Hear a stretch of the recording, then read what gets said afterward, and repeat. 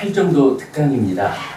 몇 주 과정을 통해서 상류따 니까야의 45번 상류따, 도상류따를 시작부터 끝까지 전체 경전 공부했고요. 그 가운데에 반복되는 경전이 상당 부분을 차지하고 있다라는 것에 주목해서 동일한 반복 기능을 사용하고 있는 7가지 보리분법 모두와 선상류따, 8개 상류따의 반복 경전을 전체적으로 보아서 그 의미를 이해를 했습니다.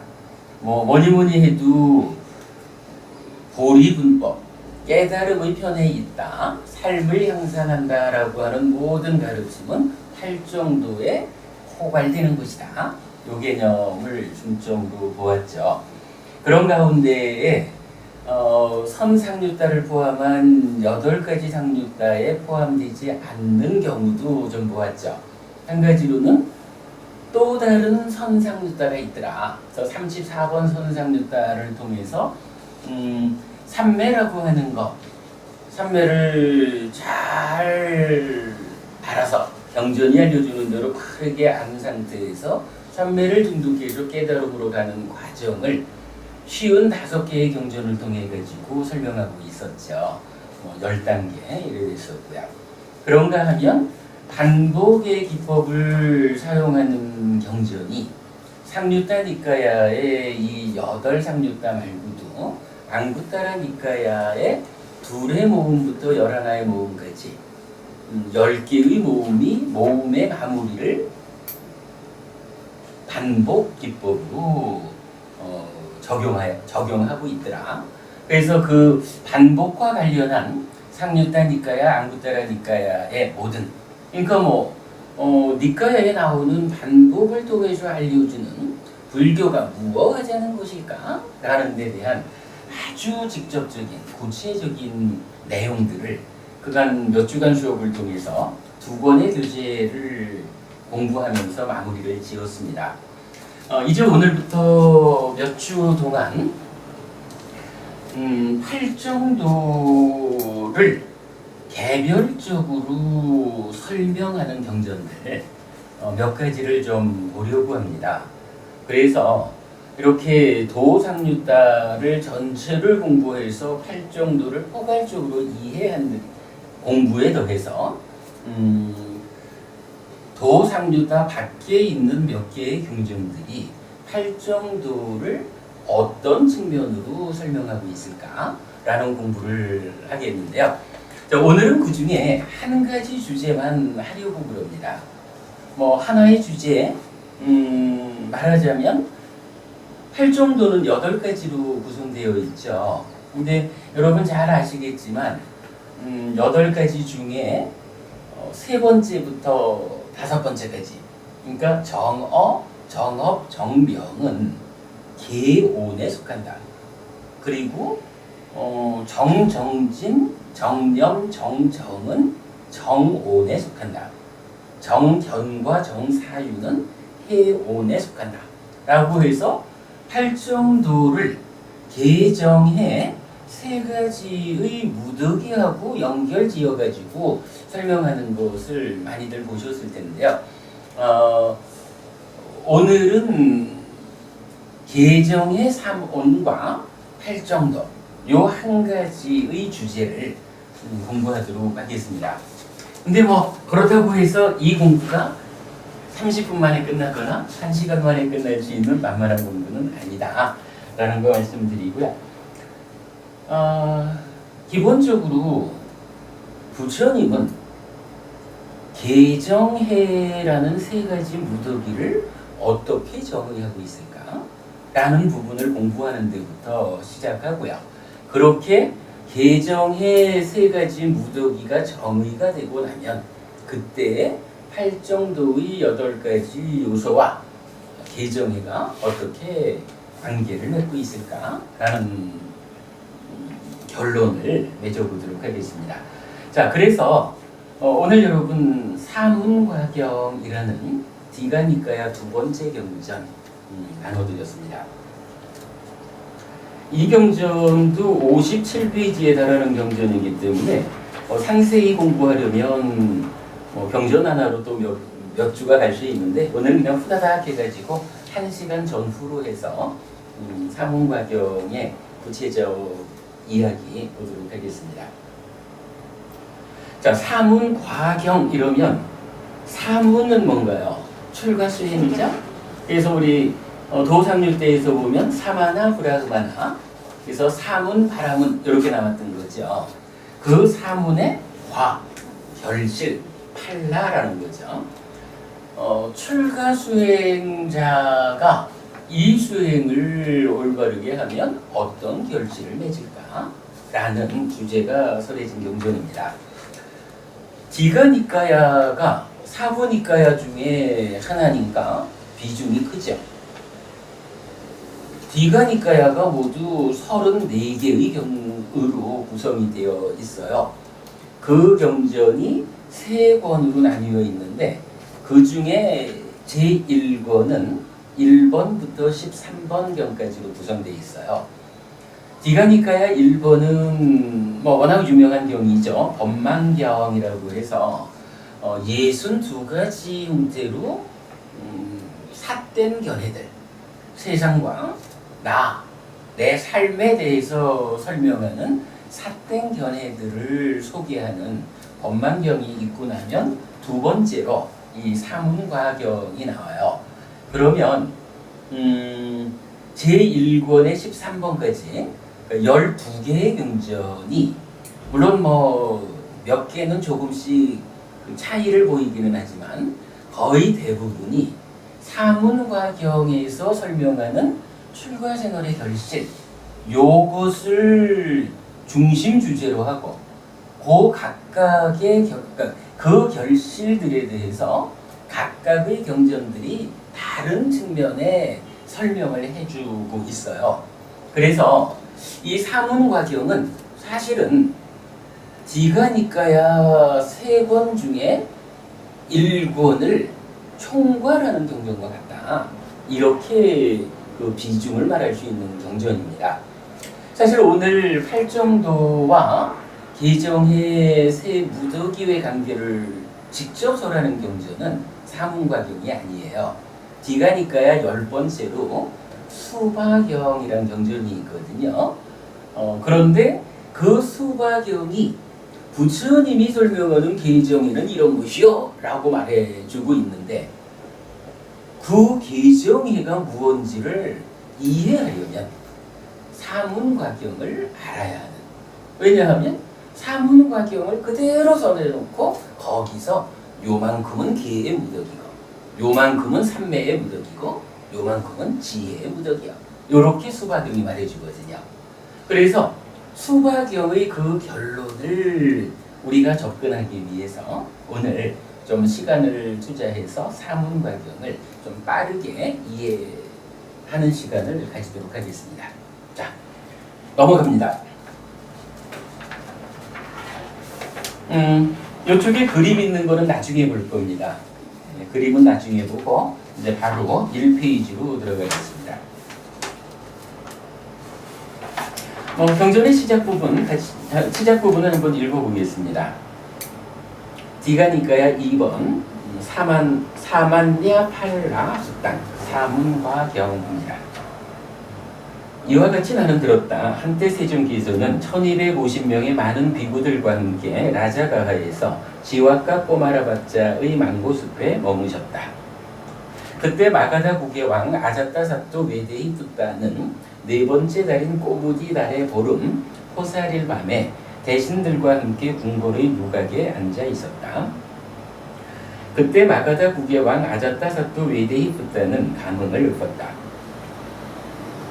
달빛 교교한 밤은 참으로 즐겁도다. 달빛 교교한 밤은 참으로 멋지도다. 달빛 교교한 밤은 참으로 편안하도다. 달빛 교교한 밤은 참으로 상서롭도다. 오늘 같은 밤에 참으로 어떤 덕이 높은 사문이나 바라문을 만나보면 마음이 밝아질까? 이렇게 말하자 어떤 대신이 마가다의 왕 아잡다사토 외대히 붓다에게 이렇게 말하였다. 대왕이시여 뿌라나 까사파라는 분이 있는데 그는 그를 따르는 수행자들의 모임을 가졌고 스승이며 훈자요 명성을 가졌고 교단의 창시자요 많은 사람에 의해서 사두로 인정되며 노련하고 출가한 지 오래되었으며 연로하고 삶의 완숙기에 이르렀습니다. 대왕이시여 그분 뿌라나 까사빠를 만나보십시오. 뿌라나 까사빠를 만나보면 마음이 밝아질 것입니다. 이렇게 말했지만 마가다 국의 왕 아자따 삽도 외대히 푸따는 침묵하고 있었다. 자, 그 다음 장에 보면 사두라는 단어를 설명했어요. 사두 삼마따라고 하면 highly honored, accepted by the virtuous. 사두라는 말은 well, thoroughly, yes, alright 이렇게 되는데 기본적으로 저기 금강경에 나오던가요? 그 선제 이런 말 나오죠. 착하다, 훌륭하다 이렇게 말하는 거죠. 그 선제라고 하는 말이 사두의 번역어예요. 그래서 테라와다 불교에서는 그저 스님이 말 한마디 하면 사두, 선제 그런 단어예요. 그래서 많은 사람에 의해서 사두로 인정되었다 하면 훌륭한 사람이다 이렇게 인정받았다라고 보면 됩니다. 자, 근데 여기서 일단 뿌라나 까사빠라는 분, 지금 경전 내용이 그렇죠. 마가다국의 아자타 사또 외대히 붓다 왕이 오늘 같은 밤에 누굴 좀 만나면 좋을까? 이랬더니 어떤 사람이 뿌라나 까사빠란 분이 있는데 이분이 이렇게 훌륭한 분입니다. 만나보시겠습니까? 이렇게 권했는데 왕은 들은 채도 안 했다 이거죠. 이 경은 도입부에서 6명의 스승들에 대해서 설명을 하는데 경전에서 아주 유명한 거죠. 육사외도라고 해서 부처님 당시에 신두교 브라만교의 반발에서 나온 세력들 이렇게 봐야 되겠죠. 6명의 외도 스승이 있었다. 그래서 육사외도라고 하거든요. 그 육사외도를 먼저 뿌라나 까사빠라고 했고요. 그 다음 장에 가면은 마칼리 보살라 서술하는 부분은 똑같아요. 세 번째로는 아지타 깨사깜발린, 네 번째로는 빠꾸다 까짜야나. 빠꾸다 까짜야나는 3페이지에 온 겁니다. 그리고 다섯 번째로는 산자야 벨라티 푸타, 그리고 여섯 번째가 니간타 나타 푸타. 이렇게 6명의 외도 스승들을 대신들이 각각마다 왕이시여 이런 분이 있습니다. 이렇게 이제 추천을 한 거죠. 근데 이제 왕은 침묵했다, 마음에 안 들었다 이런 얘기죠.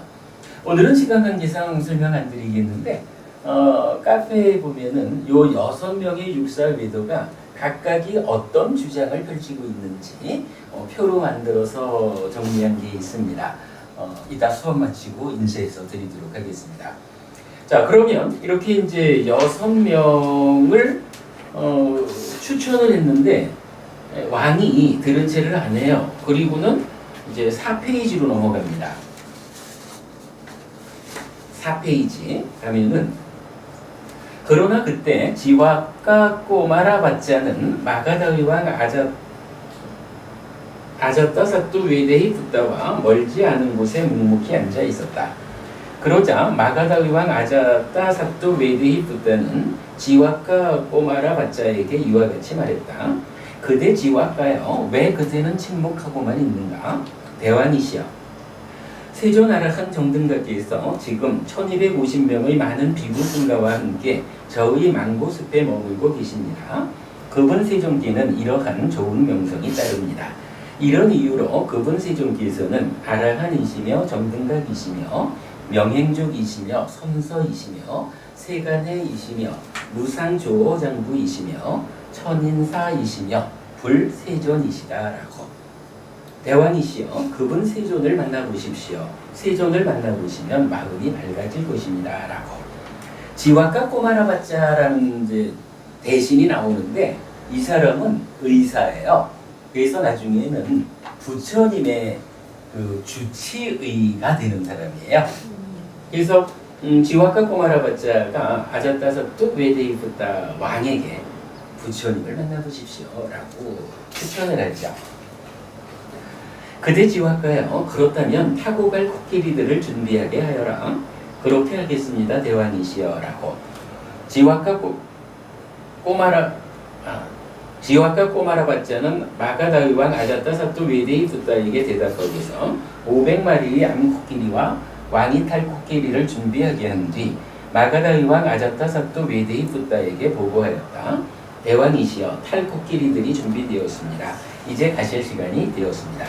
6명의 외도를 다 거부하고는 지와카에게서 부처님이 계십니다. 이러니까 내가 가서 배워야겠다 해서 준비를 했죠. 그러자 마가다의 왕 아자타사또 웨데이부타는 준비된 500마리의 암코끼리 각각의 여인들을 태운 뒤 자신은 왕의 코끼리에 오른 후 주위에 회포를 들게 하여 왕의 위엄을 크게 갖추어 라자가하를 나서서 지와카 꼬마라바짜의 망고숲에 다다랐다. 마가다의 왕 아자타사또 웨데이부타는 망고숲이 멀지 않은 곳에서 두려움과 공포와 털이 곤두섬을 느꼈다. 그러자 마가다의 왕 아자타사또 웨데이부타는 두렵고 떨리며 털이 곤두선 상태에서 지와카 꼬마라바짜에게 이렇게 말했다. 그대 지와카야, 그대가 나를 속이는 것은 아닌가? 그대 지와카야, 그대가 나를 기만하는 것은 아닌가? 그대 지와카야, 그대가 나를 적들에게 넘기는 것은 아닌가? 어째서 1250명의 많은 비구들이 머무는데 기침 소리도 없고 목을 가다듬는 소리도 없고 아무 인기척이 없는가? 마치 전쟁이 일어났을 때 매복해 있는 군사들이 아무 소리도 안 내잖아요. 그런 식으로.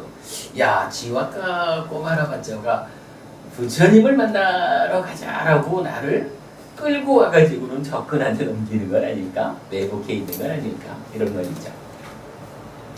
두려워 마십시오, 대왕이시여. 두려워 마십시오, 대왕이시여. 저는 대왕을 속이지 않습니다. 저는 대왕을 기만하지 않습니다. 저는 대왕을 적들에게 넘기지 않습니다. 대왕이시여, 조금 더 나아가십시오.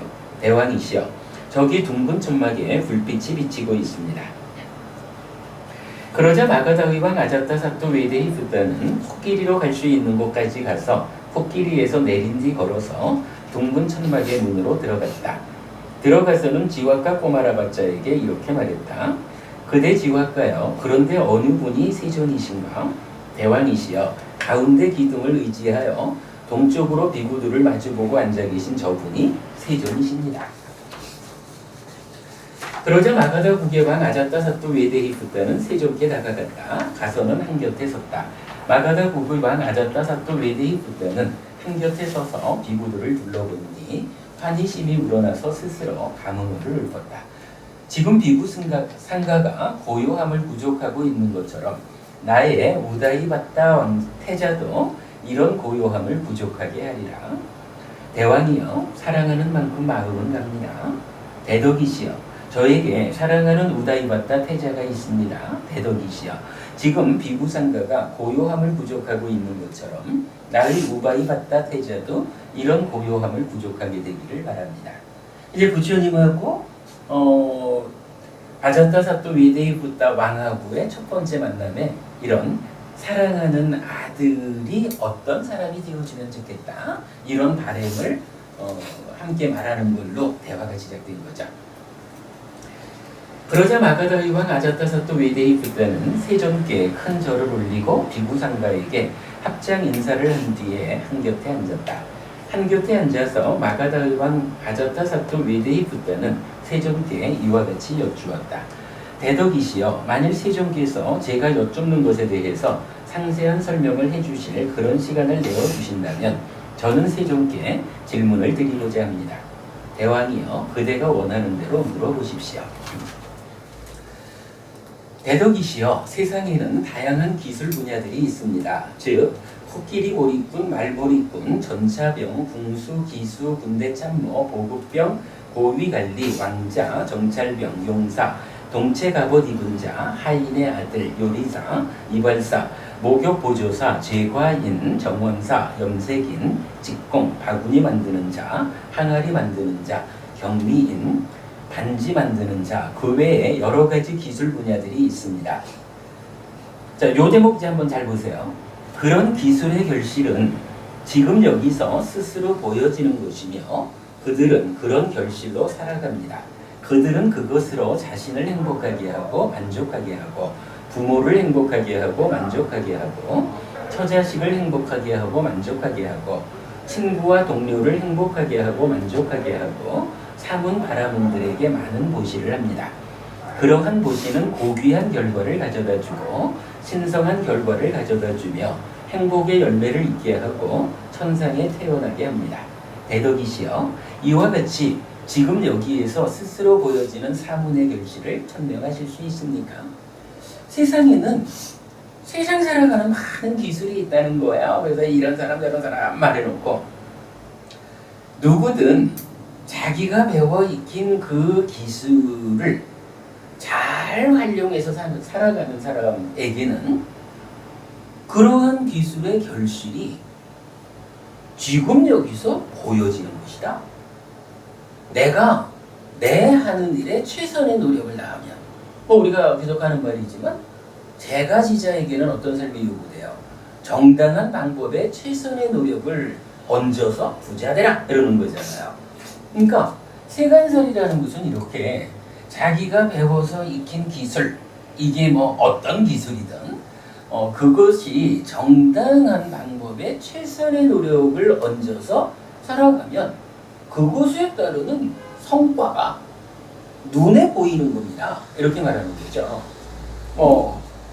회사 가서 일을 하면 때 되면 공급이 나오는 것이고 하는 식으로 눈에 보이는 성과가 있고, 그럼 그걸 가지고 어떻게 활용하느냐라고 하니 그것으로 자신을 행복하고 만족하게 하고 부모를, 처자식을, 친구와 동료를 만족하게 하고 사문 바라문들에게 보시를 한다 라고 해서, 이것도 사실은 주목할 일이죠. 사람들은 돈을 벌으면 그걸 가지고 어디에 먼저 써야 될까 고민을 하지만, 지금 여기서는 외대에 붙다 왕의 말이지만 이제 다른 경전들에서 보면 부처님이 어떻게 돈을 벌어서 어떻게 사용하는 것이 합리적이냐 라고 할 때도 정당한 노력에 정당한 방법에 최선의 노력을 얹어서 재물을 얻어라. 그리고는 여기서와 같이 동일하게 나와요. 자신을 행복하고 만족하게 하고 부모를, 처자식을, 친구와 동료를 다 만족하게 하면서 사문바라문에게 많은 보시를 한다. 이것이 합리적인 재물의 사용이다. 이렇게 나타나거든요. 이런 부분도 우리가 주목을 해야 돼요. 자, 그리고 나서 부처님, 세간에 사는 저희들은 이렇습니다.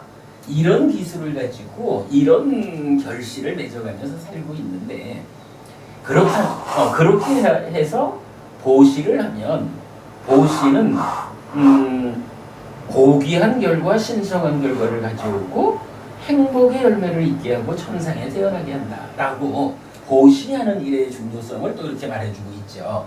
그리고는 이제 본론에 대한 얘기를 하죠.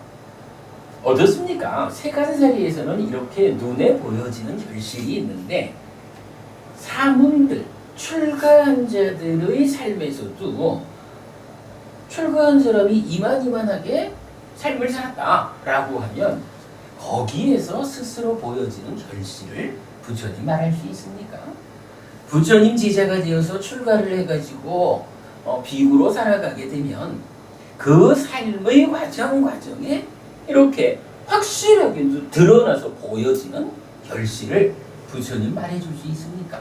이런 이야기죠. 이게 이제 사문과경이라는 이 경전의 주제가 되는 거예요.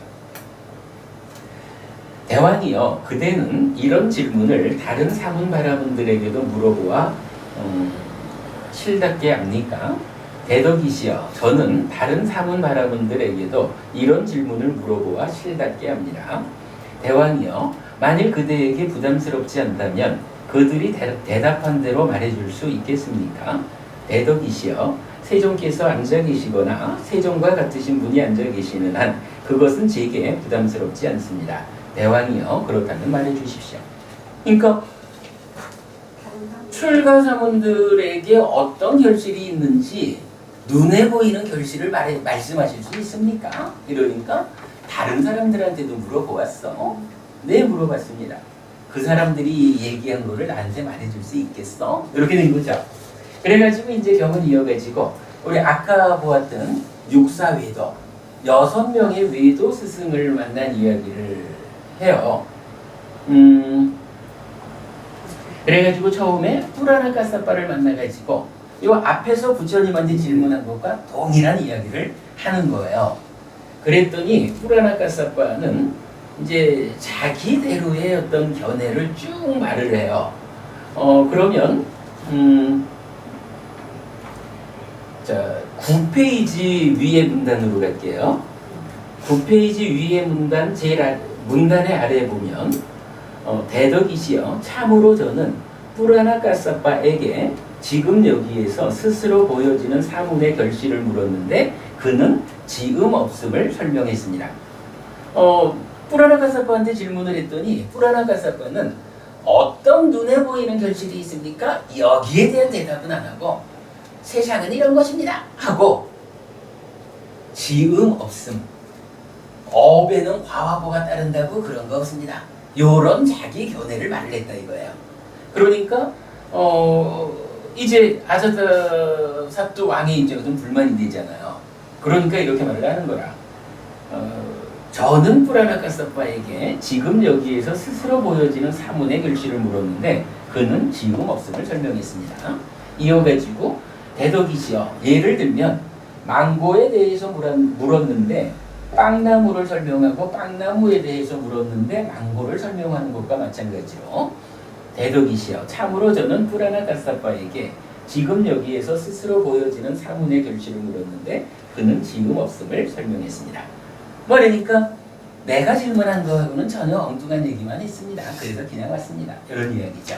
요게 이제 육사외도 6명에 대해서 각각 그들이 주장하는 견해를 소개한 부분만 특정지어서 나타나고 나머지는 동일한 형태를 반복해서 나와요.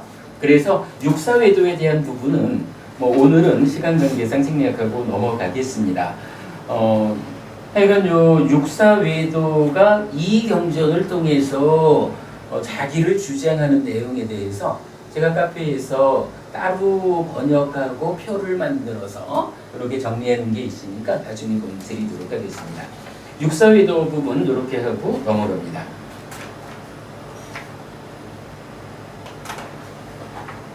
자, 그래가지고 이제 20페이지로 옵니다. 19페이지까지는 하여간 그 얘기를 한 거예요.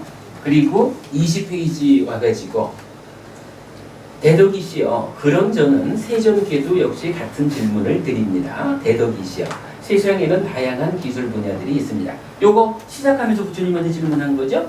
그래서 그 문단 밑에 대덕이시여 이와 같이 지금 여기에서 스스로 보여지는 사문의 결실을 천명하실 수 있습니다. 그러니까 뭐 물론 이제 부처님이 다른 사람들이 한 얘기를 들려주겠어 이러니까 얘기를 하기도 했고 또 한면으로는 내가 오늘 6사람을 다 마다하고 부처님 당신을 만나러 왔습니다.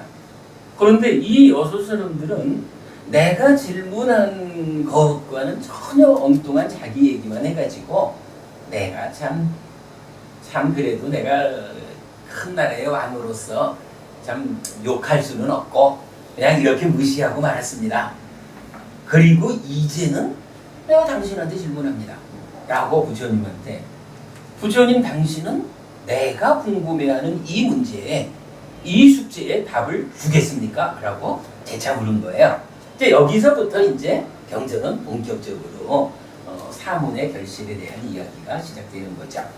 자, 그래서 21쪽 대왕이여 할 수 있습니다. 대왕이여 그렇다면 이제 대왕에게 다시 묻고자 하니 대왕이 옳다고 생각하는 대로 대답해 보십시오. 대왕이여 이를 어떻게 생각합니까?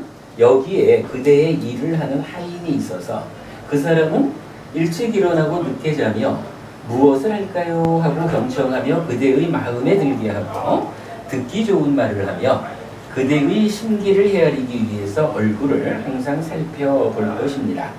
그런데 그에게 이런 생각이 들 것입니다. 공덕들의 과정과 공덕의 보란 참으로 경이롭고 참으로 놀랍구나. 잠깐만요. 잠깐 눈을 좀 닫아야겠어요.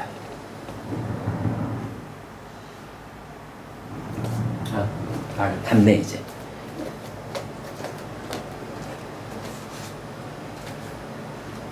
그런데 그에게 이런 생각이 들 것입니다. 공덕들의 과정과 공덕의 보란 참으로 경이롭고 참으로 놀랍구나. 이분 마가다국의 왕 아자타사또 외대의 붓다도 인간이고 나도 역시 인간이다. 우리 대왕도 인간이고 나도 인간인데 그는 어떤 공덕을 지었길래 저렇게 왕이 되었고 나는 이렇게 하인이 되었을까? 참으로 공덕들의 과정과 공덕의 보란 경이롭고 놀랍구나. 이렇게 얘기를 하는 거죠. 그러나 이분 마가다국의 왕 아자타사또 외대의 붓다는 신처럼 5가닥의 소유적 사유의 대상이 가져다주고 부여하는 것들을 즐긴다. 그러나 나는 그의 일을 하는 하인이어서 일찍 일어나고 늦게 자며 무엇을 할까요? 하고 경청하며 그의 마음에 들게 하고 듣기 좋은 말을 하며 그의 심기를 헤아리기 위해서 얼굴을 항상 살펴본다. 그럼 나도 이제 공덕을 지어야겠다. 이런 이야기죠. 왕도 인간이고 나도 인간인데 왜 저희는 이렇게 훌륭한 삶을 살고 나는 하인의 삶을 살까? 정말로 공덕이라는 것이 이렇게 놀라운 힘을 갖고 있구나. 이렇게 이제 판단을 했으니까 나도 공덕을 좀 지어야겠다. 근데 사실은 하인이라고 불리는 사람이 공덕 짓는 일이 쉽지 않잖아요. 공덕 짓는 방법이 있다. 이렇게 제시가 되는 거죠.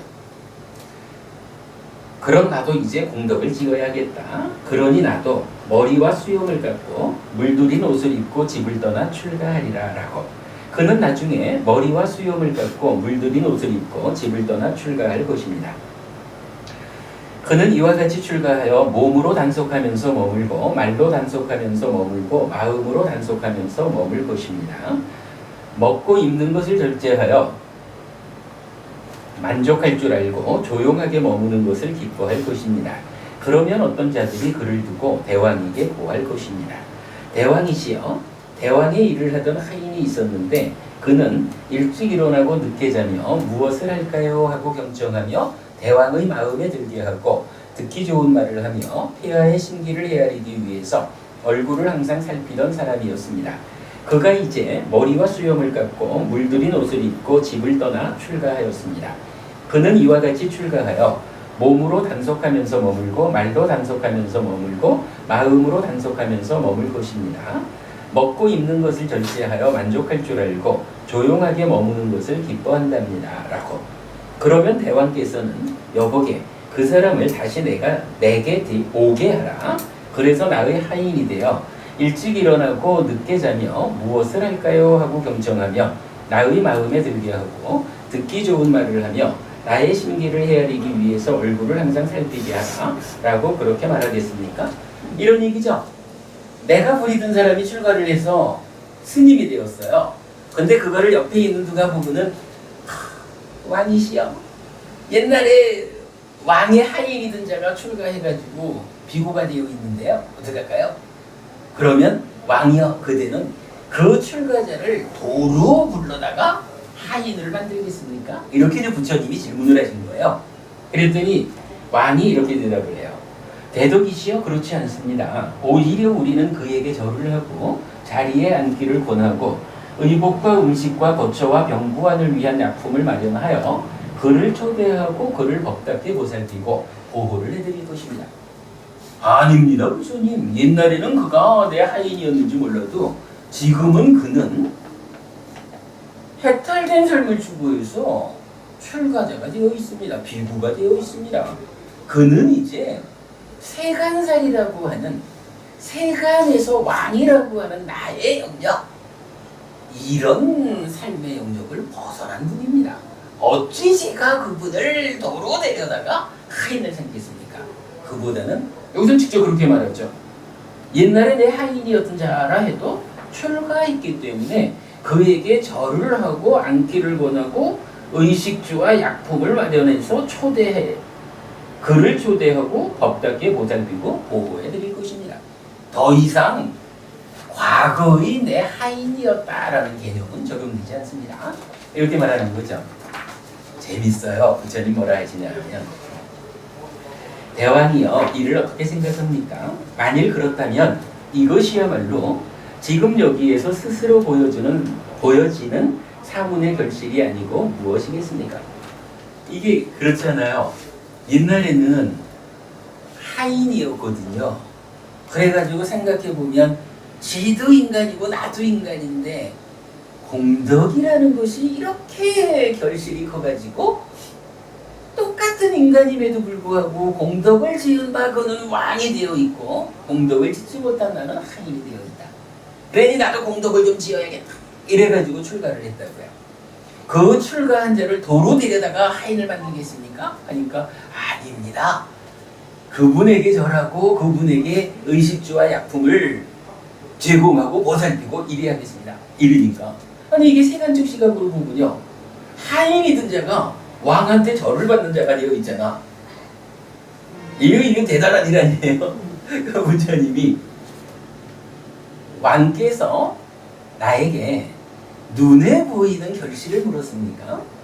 어떻습니까? 당신이 당신의 하인이었던 자에게 절하고 이렇게 보살핀다라고 하면 이거 눈에 보이는 성과 아닙니까? 피디부님 이거 맞지요? 네. 분명한 말이에요. 맞거든.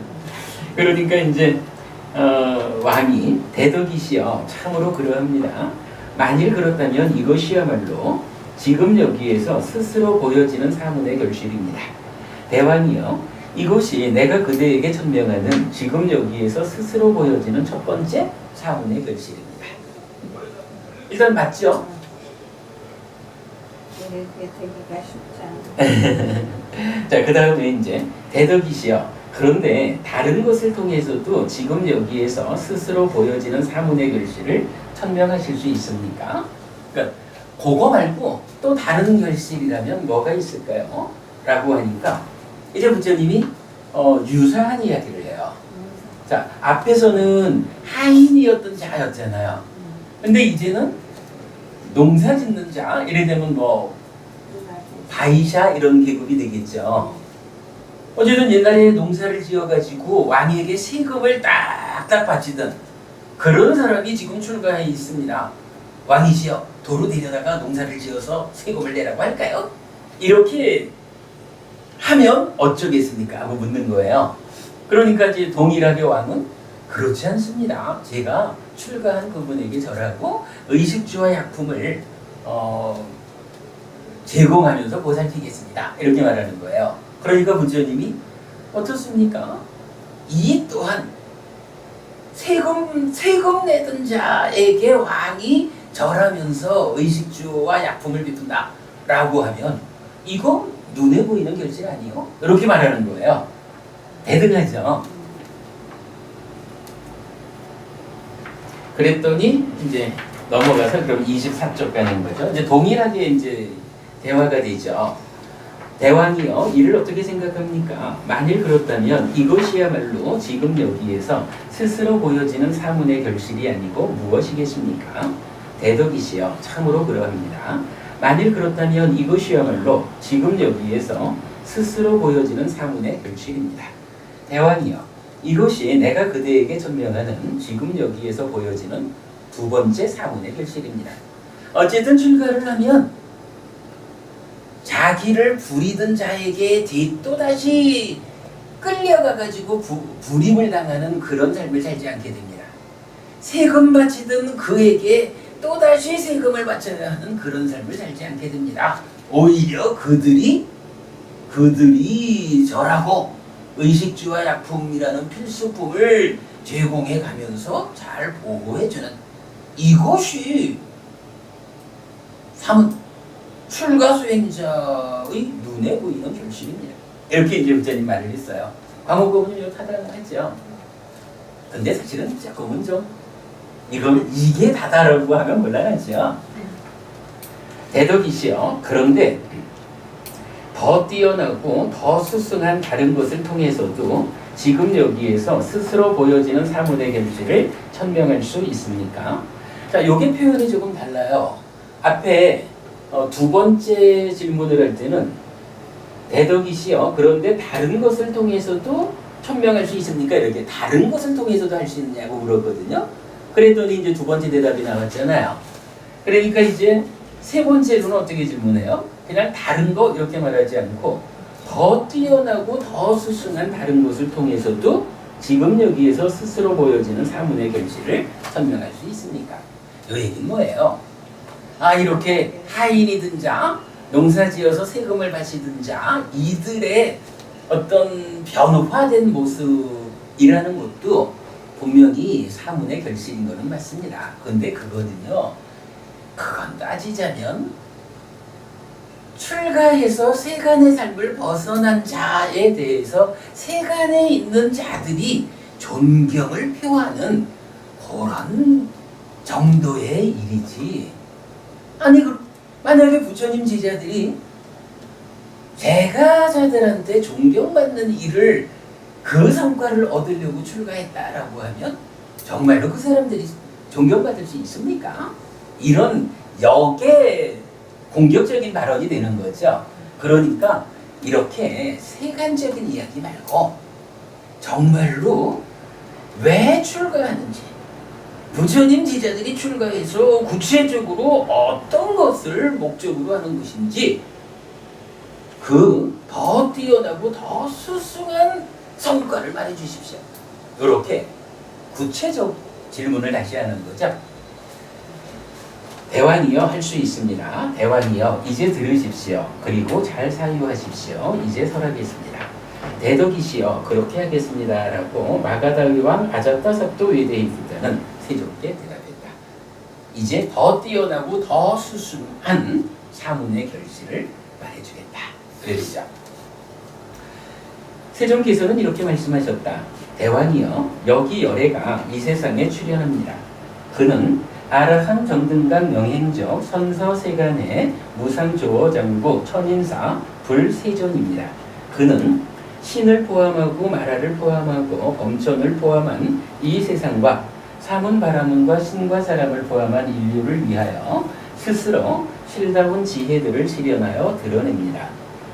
요때까지만 해도 우리가 아비냐라는 단어를 실다운 지혜로 번역하는 데입니다. 요새는 우리 수승한 지혜로 바꿨죠. 그는 법을 설합니다. 그는 시작도 훌륭하고 중간도 훌륭하고 끝도 훌륭하게 의미와 표현을 부족하여 법을 설하여 더할 나위 없이 완벽하고 청정한 범행을 드러냅니다. 자, 열애가 출현을 했어요.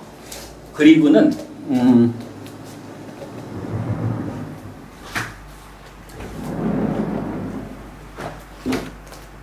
붓다구덕 9가지 덕성을 가진 깨달은 자가 되어가지고 2가지 일을 하는 거로 나오거든요. 짠디 부부님, 여기서 열애가 출현해가지고 2가지 일을 한다. 어떤 2가지 일을 하죠? 법을 설하고 충동을 그렇죠. 요거 우리 놓치지 않아야 되는데 부처님이 하시는 역할이 2가지가 있어요. 만약에 부처가 깨달음을 얻었는데 깨달은 자가 법을 설하고 범행을 드러내는 이 2가지 일을 하지 않으면 곤란하게도 이런 자는 부처라고 불리질 않아요. 우리 이제 교리적으로는 빠째까붓다, 벽지불이라고도 하고 독각이라고도 하는 이제 그런 깨달은 분들이 나타나는데, 깨달았다라는 거하고 부처가 되는 거하고는 차이가 있는 거예요. 부처라고 하는 존재는 어쨌든 많은 사람들의 삶의 형성을 위해서 법을 설해야 돼요. 그리고 설했다라는 걸로 완성되는 건 아니에요. 설한 그대로를 자기의 삶을 통해서 드러내 보여줘야 돼요. 그게 범행을 드러낸다라고 하거든요. 그래서 우리가 이제 뒤에 보면은 부처님과 제자들의 역할 분담 이런 개념으로도 설명하고 있는데 부처님의 역할은 분명히 나타나요. 법을 설하고 범행을 드러내주는 거예요. 자, 그래서 어쨌든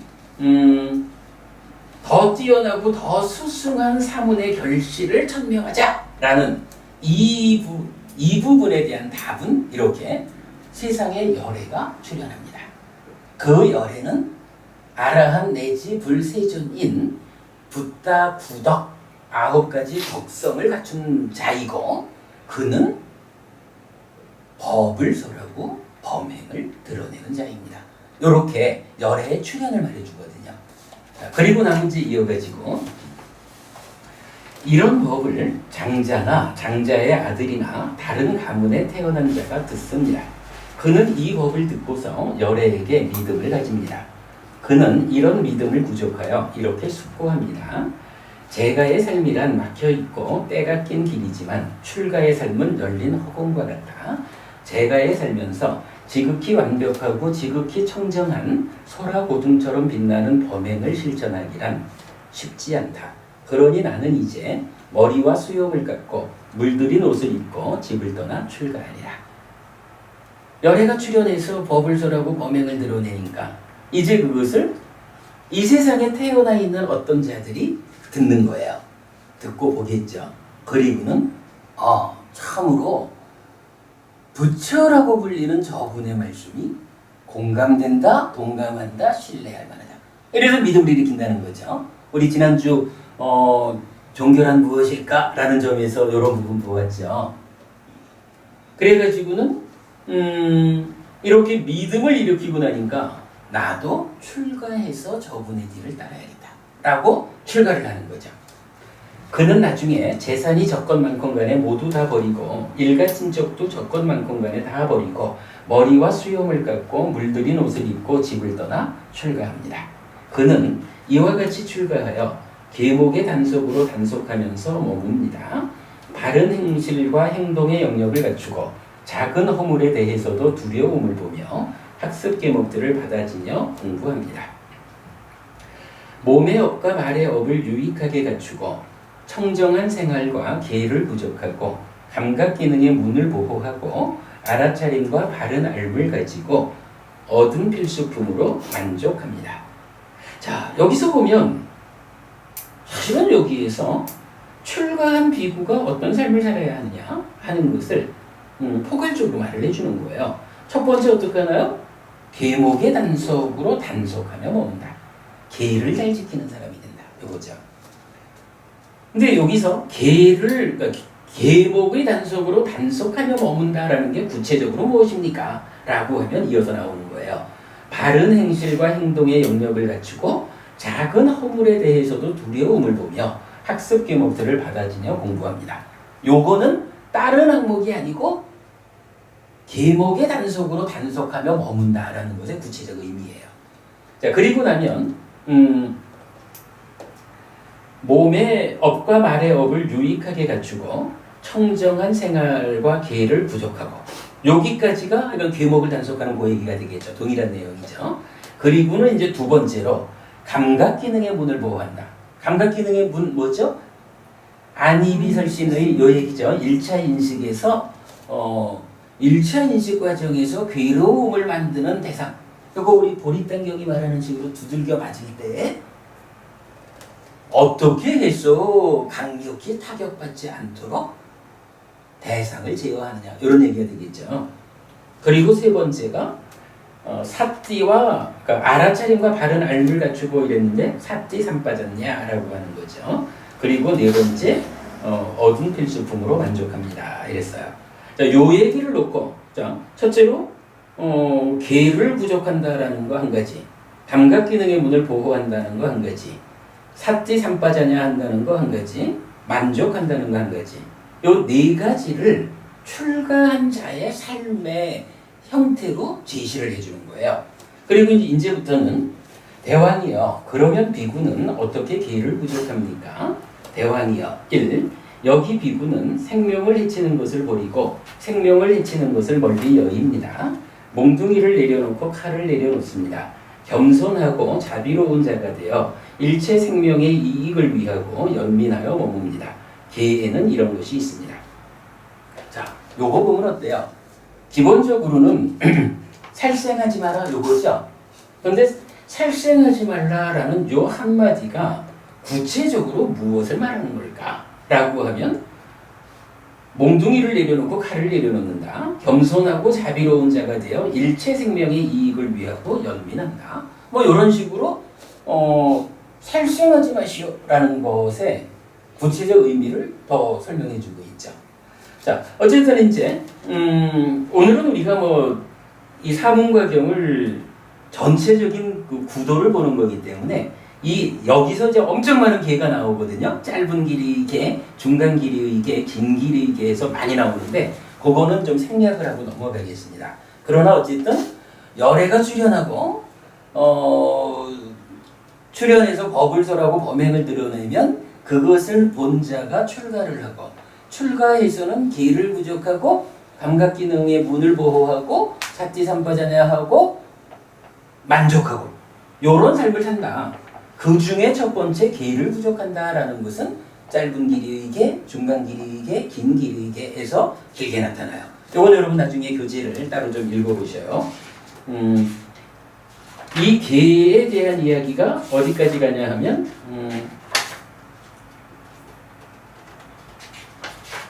이 개에 대한 이야기도 읽어보면 재밌어요. 오늘 시간을 줄이느라고 하여간 읽지는 않겠고요.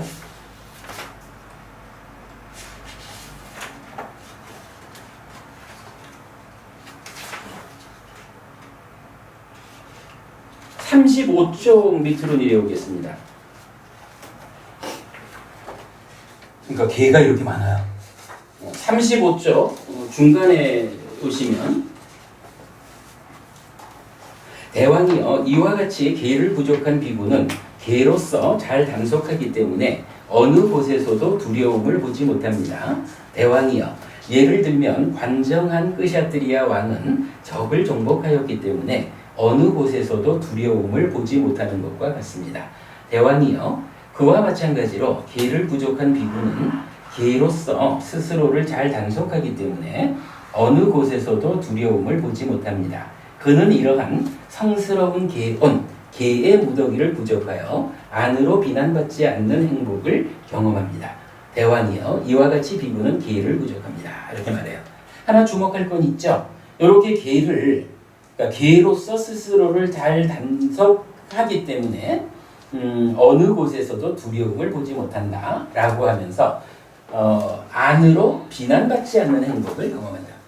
개를 잘 지키는 사람은 어떠냐 하면 자기 내면으로 비난받지 않는다. 비난받지 않음에서 오는 행복을 경험한다. 그러겠죠? 개를 지킨다라는 것은 어쨌든 몸과 마음으로의 행위의 영역을 잘 제어하는 거잖아요. 내가 좀 마음속으로는 어쨌는지 몰라도 강옥법은이 우리 어제 법회에서 했던 얘기죠. 제가 지금 무슨 생각하나요? 이런 부분. 근데 개라고 하는 것은 그 마음의 이야기가 아니라 몸과 마음으로 드러나는 행위 영역을 단속하는 거잖아요. 그러니까 나의 내면에서 어떤 일이 있을까라는 부분은 일단 제어하고도 몸과 말의 행위를 통해 드러내서 전달되는 영역에서는 어쨌든 다른 사람들한테 비난받을 일이 없는 거예요. 개를 잘 지키니까.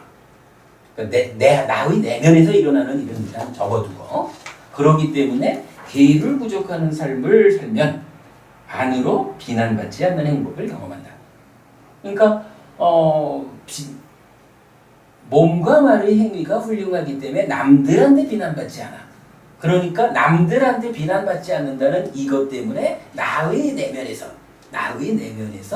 비난받지 않는 행복을 경험하게 된다. 이렇게 말하죠.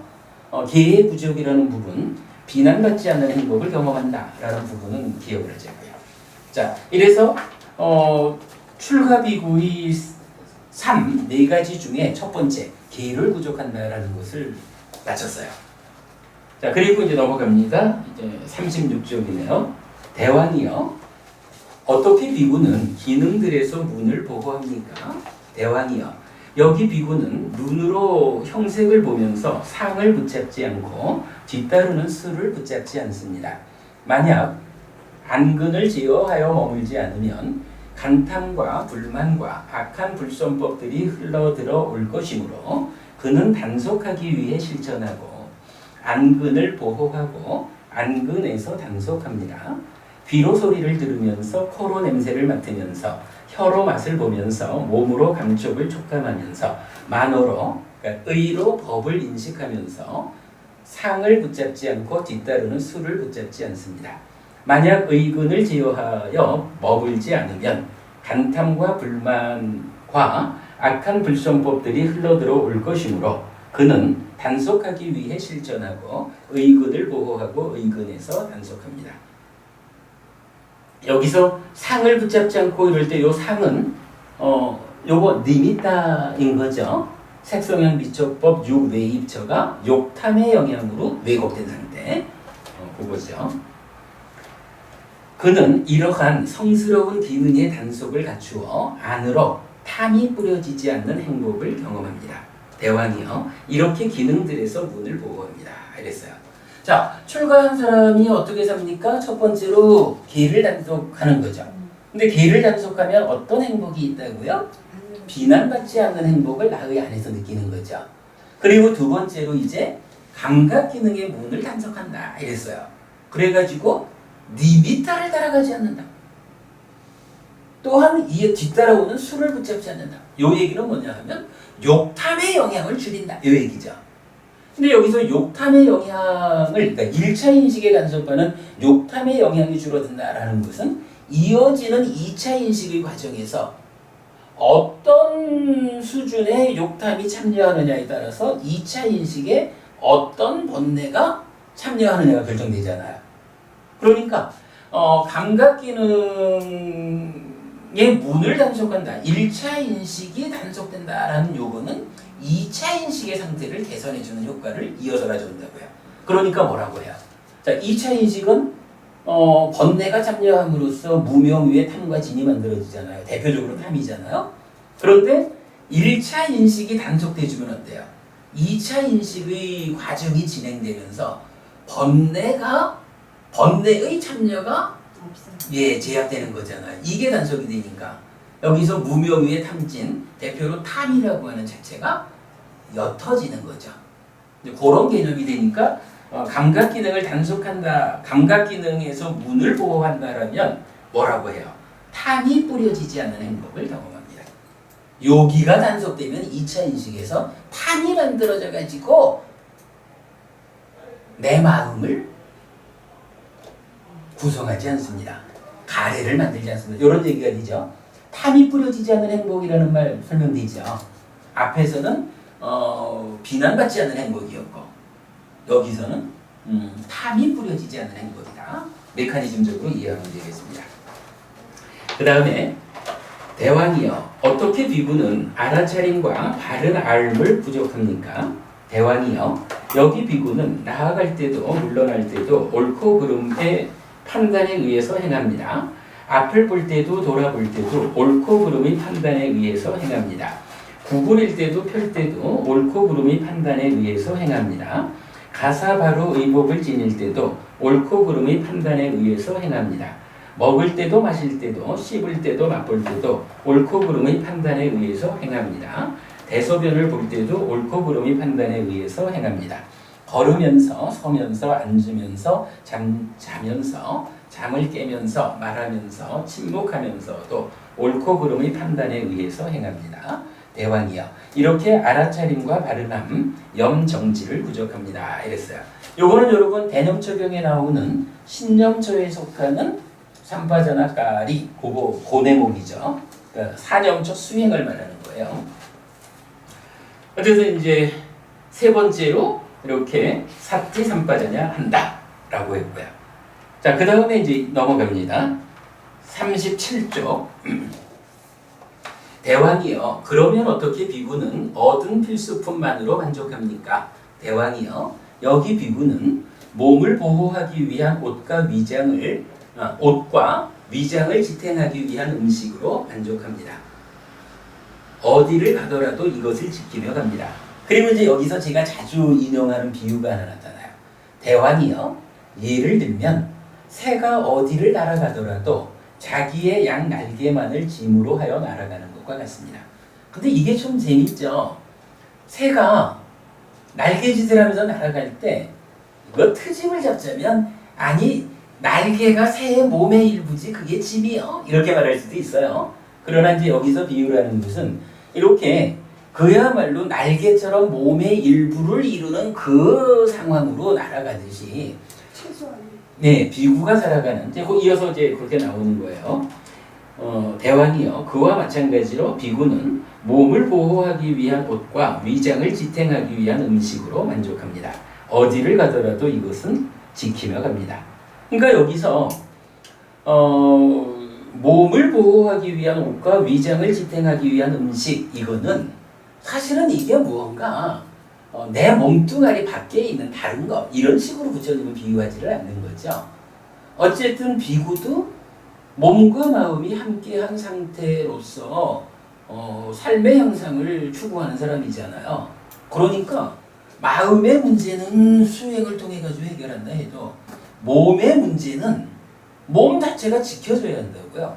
그래서 기본적으로 옷과 적정한 양의 음식이라고 하는 것은 이거는 소유라는 어떤 개념으로 볼 게 아니고 몸이 존재하기 위해서는 그냥 마치 두 날개를 그러니까 새한테서 두 날개를 짐이라고 표현하듯이 이 옷과 음식이라는 요거는 몸이라고 하는 측면, 몸이 유지하기 위해서는 그냥 그 두 개는 함께 하고 있는 것이다.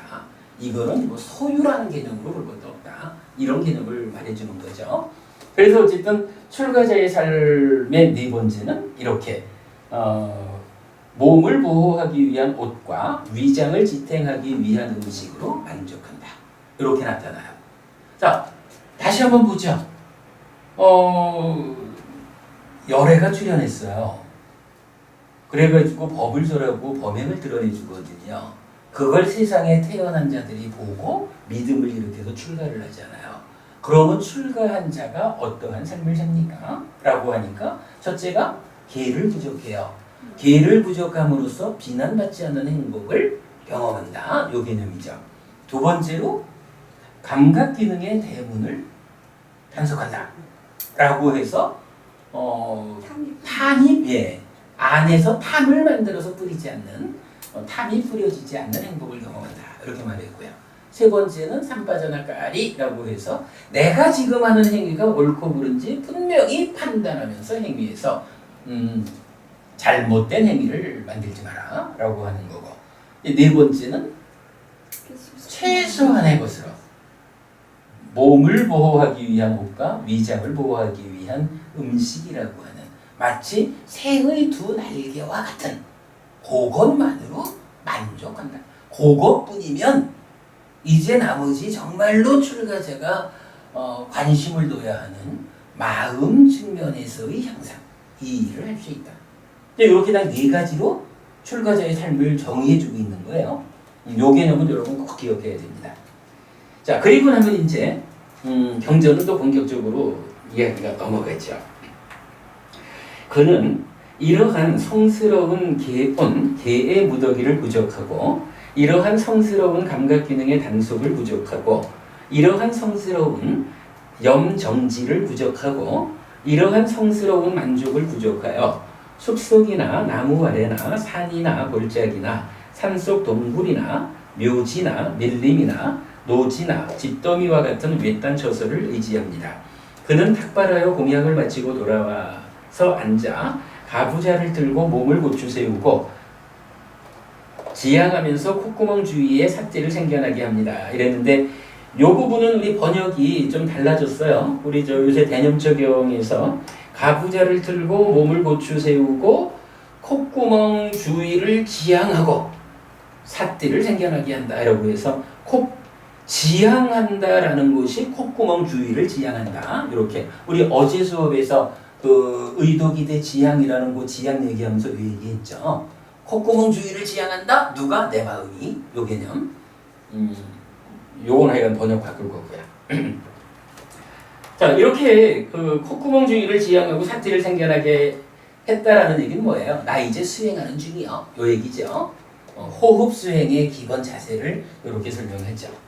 그리고는 그는 세상에 대한 간탐을 제거하여 간탐을 여인 마음으로 머물고 간탐으로부터 마음을 청정하게 합니다. 진애의 오염을 제거하여 모든 생명의 이익을 위하고 연민하는 진애 않는 마음으로 머물고 진애의 오점으로부터 마음을 청정하게 합니다. 해태 혼침을 제거하여 광명상을 가진 자로서 알아차리면서 바른 알을 가져 해태 혼침 없이 머물고 해태 혼침으로부터 마음을 청정하게 합니다. 들뜬 후회를 제거하여 안으로 고요히 가라앉은 마음으로 들뜨지 않고 머물고 들뜬 후회로부터 마음을 청정하게 합니다. 의심을 제거하여 유익한 법들에 대해 의심하지 않는 자로서 의심을 건너서 머물고 의심으로부터 마음을 청정하게 합니다. 요거 뭔가요? 5가지 장애를. 그러니까 요 앞에 이야기가 뭐냐 하면 몸을 고추 세우고 몸을 고추 세우고 내 마음을 콧구멍 주위를 지향해서 딱 자리를 잡고 삿띠를 생겨나게 했어요. 그러니까 이제 호흡 수행이 들어간 거죠. 호흡 수행을 하는 그 과정에서 어떻게 된다는 거예요? 5가지 장애가 제어됩니다. 요 얘기죠. 굉장히 중요한 수행의 순서를 짚어주고 있어요. 자, 그러면서 5가지 장애를 이제 각각을 비유해지는 게 이어서 나와요. 자, 예를 들어서 한 가지만 볼게요. 대왕이여, 예를 들면 어떤 사람이 빚을 내어 장사를 하는 것과 같습니다. 그 사람은 장사에서 성공하여 옛 빚을 갚을 수 있을 것입니다. 그뿐만 아니라 부인을 한 명 부양할 수 있는 여분이 생길 것입니다. 그에게 이런 생각이 들 것입니다. 나는 전에 빚을 내어 장사를 했다. 그런 나는 장사에서 성공하여 이제 옛 빚을 다 갚았다. 그뿐만 아니라 부인을 한 명 부양할 수 있는 여분이 생겼다라고. 그로 인해 그는 환희를 얻고 만족을 얻을 것입니다. 재밌어요. 그 시절에는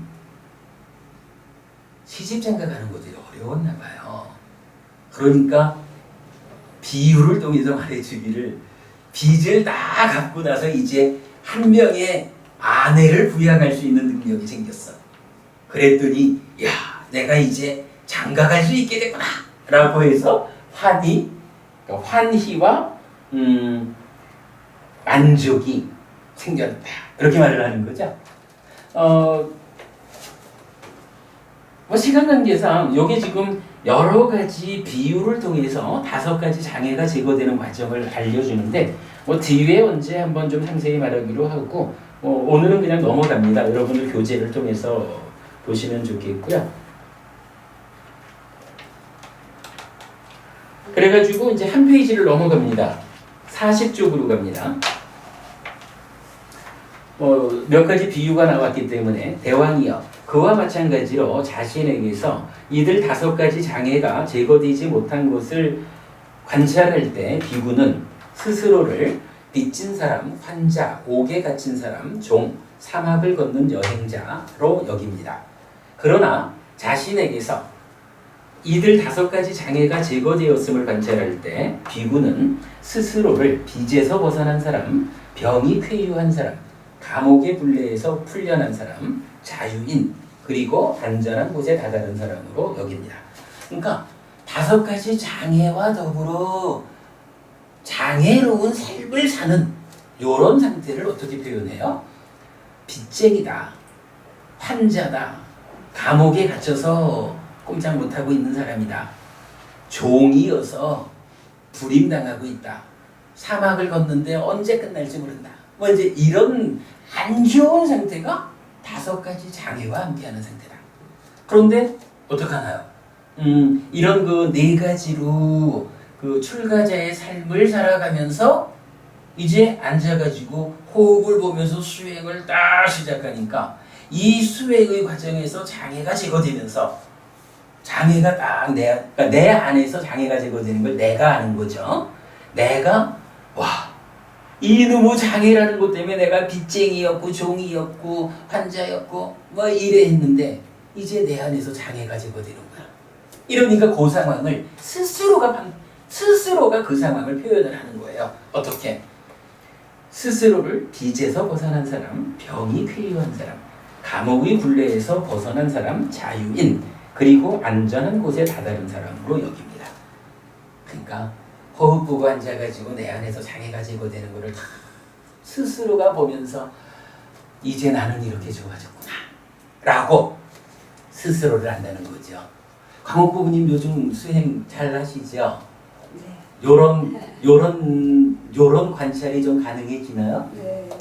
어쩌면 아직 이런 걸 관찰을 못할지도 몰라요. 그러니까 내한테서 우리가 사실은 경전을 공부해야 되는 게 내가 수행을 잘하면 내 안에서 이런 것이 제거가 돼요.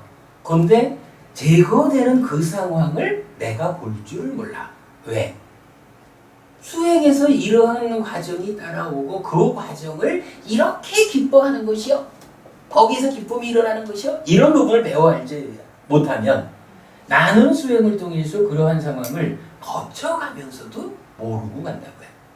그래서 우리가 경전을 통해서 알아야 된다라고 하는 거죠. 요 비유가 5가지 비유가. 그럼요. 네. 참 멋있는 비유죠. 대왕이요 그와 마찬가지로 자신에게서 이들 5가지 장애가 제거되었음을 관찰할 때 환희가 생깁니다. 앞에서도 나왔죠? 환희가 생깁니다. 환희로운 자에게 희열. 삐띠 부분이. 네. 삐띠라는 말이 여기 나오는 거예요. 아. 그죠? 아. 자, 환희로운 자에게 희열, 삐띠, 기쁨, 희. 삐띠가 요거거든요. 삐띠가 생깁니다. 희열을 느끼는 만호의 몸은 경안합니다. 경안, 편안하다, 고요하다. 경안한 몸은 행복을 느낍니다. 행복한 자의 심, 마음은 삼매에 들어집니다. 그러니까요, 내가 앉아서 내 마음이 콧구멍 조이를 지향하고 사티를 생겨나게 해가지고 오직 사티하면서 들이쉬고 오직 사티하면서 내쉬는 이런 사념초 수행, 호흡 수행을 딱 시작하면 그때부터 이렇게 호흡에 집중해가는 만큼 장애가 가라앉으면서 빚 없는 자, 병 걸리지 않은 자, 감옥에서 해방한 자, 사막을 벗어난 자 이런 대로 내가 좋아지잖아요. 그거를 스스로가 관찰하잖아요. 중요한 표현은 자기 스스로가 나의 내면을 관찰한다는 거예요. 그러면 거기서 어떤 일이 있느냐? 굉장히 중요한 진짜 경전의 안내예요. 환희라고 하는 말 그대로 환희로워지는 거예요. 그리고 그게 더 넘어가면서 삐띠, 희열이 느껴지고 그러면서 몸과 마음의 경안, 편안하고 고요해지고 그럴 때에 내 마음이 행복해진다. 그리고 결정적으로 행복한 자가 삼매에 든다. 불교 수행을 여기서 표현할 때 우리 뒤에 보겠지만 부처님 깨달음의 과정에서도 이게 깨달음으로 가는 길이다라고 생각은 드는데 어떻게 깨달음으로 가는 그 길이 행복할까라고 고민하는 장면이 나온다고요. 왜냐하면 부처님 그 이전까지는 이렇게 수행한다라는 것은 그 과정을 모두 괴로움의 과정으로 이해하고 있었거든요. 그런데 부처님은 이게 깨달음으로 가는 길이 맞는 것 같은데 왜 여기서 행복이 느껴지냐?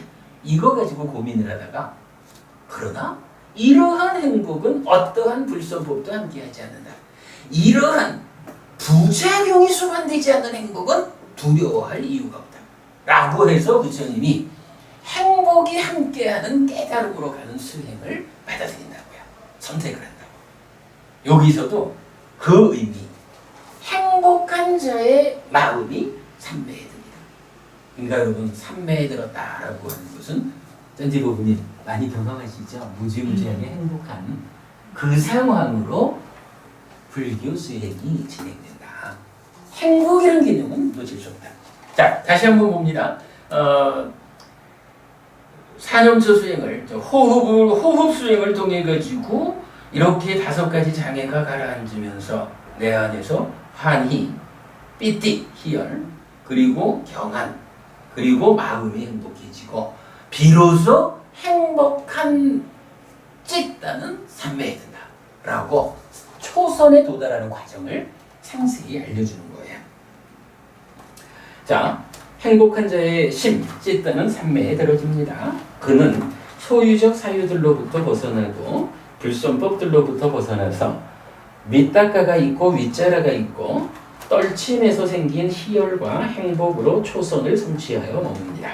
그는 떨침에서 생긴 희열과 행복으로 이 몸을 흠뻑 적시고 충만하게 하고 가득 채우고 완전히 미치게 합니다. 온몸 구석구석 떨쳐버림에서 생긴 희열과 행복이 미치지 않은 데가 없습니다. 이렇게 행복한 자의 찢든 삼매에 들어진다 하고 그 삼매의 첫 번째 상태가 어떤 삼매냐? 초선이다.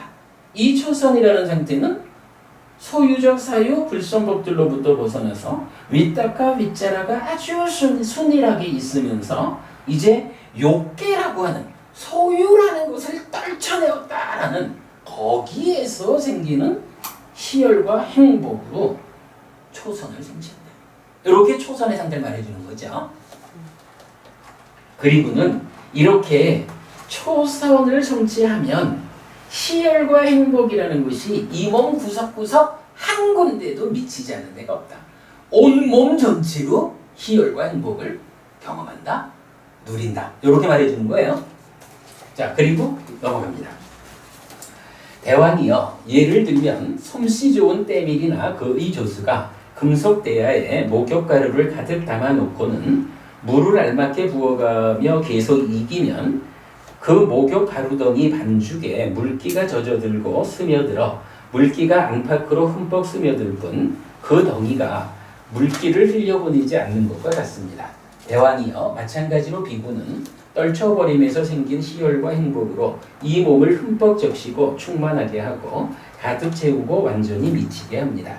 온몸 구석구석 떨쳐버림에서 생긴 희열과 행복이 미치지 않는 데가 없습니다. 대왕이여, 이것 역시 스스로 보여지는 사문의 결실이니 앞에서 설명한 스스로 보여지는 사문의 결실들보다 더 뛰어나고 더 스승한 것입니다. 자, 여기서 이제 재밌는 게 나왔죠. 일단은 초선이 성취된 상태를 어떻게 표현을 해요? 비유로. 옛날에는 이렇게 이제 목욕가루라는 게 있었나 보죠. 그래서 이거를 마치 수제비 반죽하듯이 물을 부어가면서 반죽을 하면 반죽되는 그 반죽 덩어리 어디든지 물기가 없는 곳이 없잖아요. 초선에서의 이 희열과 행복이라는 것이 마치 이 반죽된 목욕가루처럼 그 행복이 미치지 않는 것이 없다 라고 하면서 이제 이 경이 말하는 결정적인 이야기. 짠디 부부님, 지금 우리가 이 경을 왜 공부하고 있어요?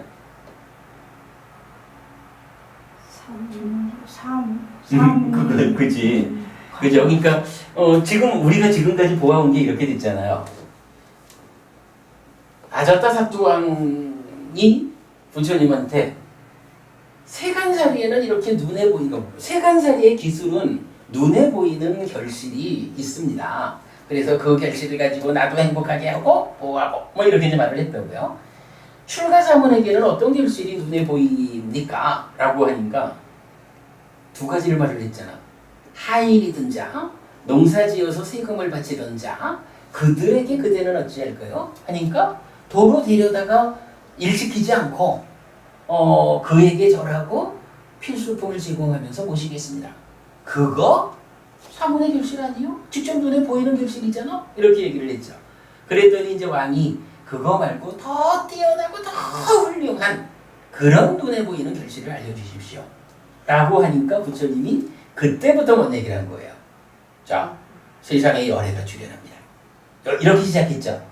열애가 출현하면 그래서 법을 설하고 범행을 드러내주면 세상에 태어나 있는 자들이 보고는 믿음을 이르게도 출가를 합니다. 그래가지고 개를 구족하고 감각기능의 문을 보호하고 사티상파전하고 그리고 두 가지로 만족하는 삶을 삽니다. 그래서 이제 그걸 설명을 했죠. 그러면 이렇게 만족한 삶을 사는 가운데에 탁발한 음식을 먹고 나면 어떻게 한다고요? 이제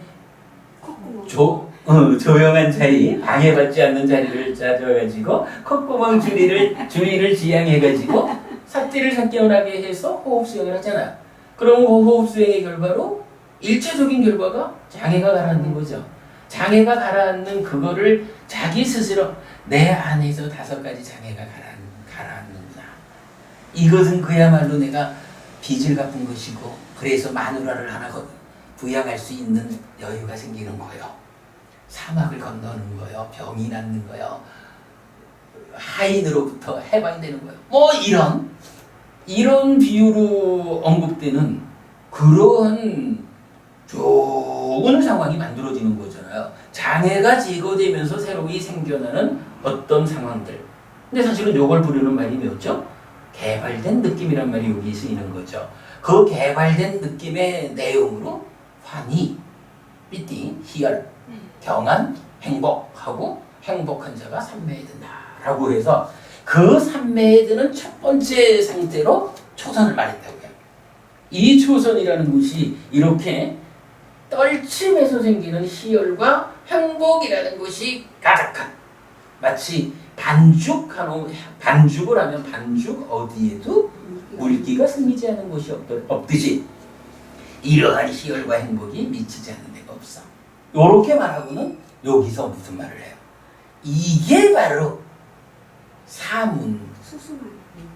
예, 그래. 수승한 거지.